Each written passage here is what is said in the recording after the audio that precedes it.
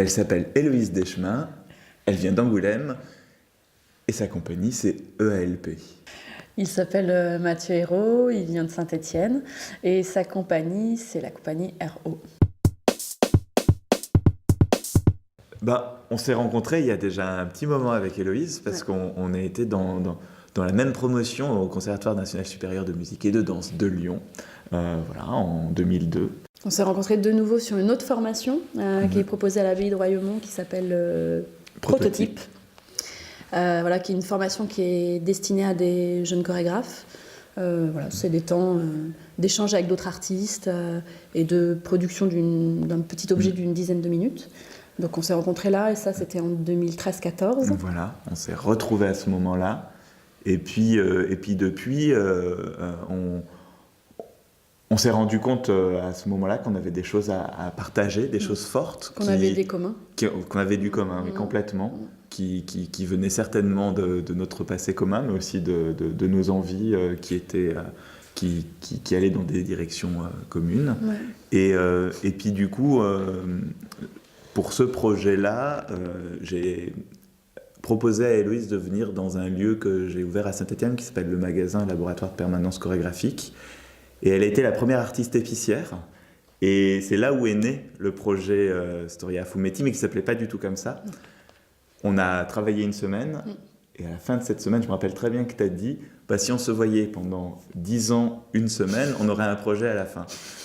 On s'est revus un an après. Et on se au magasin, 2 ans après. Et on se revoit la deuxième année après. Bon, on espère que ça ne va pas prendre 10 ans. Voilà. C'est un projet qui est protéiforme. Nous, on est danseurs, chorégraphes.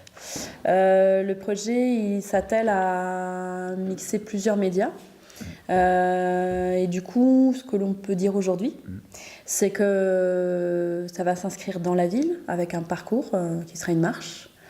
Ça va se poursuivre avec une cartographie et un roman photo qui sera édité quotidiennement et une proposition chorégraphique qui sera proposée en fin de journée chaque jour et ce a priori pendant 5 jours. Voilà. La marche pour ouvrir la journée, la cartographie. Pour continuer et puis ensuite beaucoup de discussions pour essayer de comprendre quels sont les éléments de ce projet, parce que comme Héloïse le disait, c'est très protéiforme et donc ça part dans plusieurs directions. Il y a comme plusieurs formes, formats, médias, pratiques qui sont en jeu. Et donc du coup, en ce moment, on essaye de discuter, d'affiner comment on relie toutes ces pratiques pour que ça devienne ce projet qui pour l'instant s'appelle Storia Fumetti. Voilà. Il dit pour l'instant parce qu'on questionne le titre. Aussi.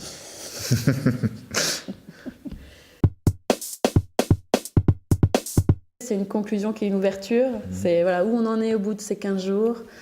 Et puis on espère avoir des premiers éléments de réponse au bout de ces 15 jours de travail et de proposer un espace qui serait du coup à la fin un espace d'exposition avec quelques éléments qu'on veut disposer ça et là et qu'on va fabriquer dans ces 15 jours.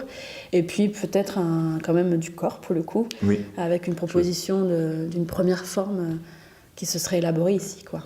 C'est ça, à partir des éléments traversés pendant 15 jours à Vaton.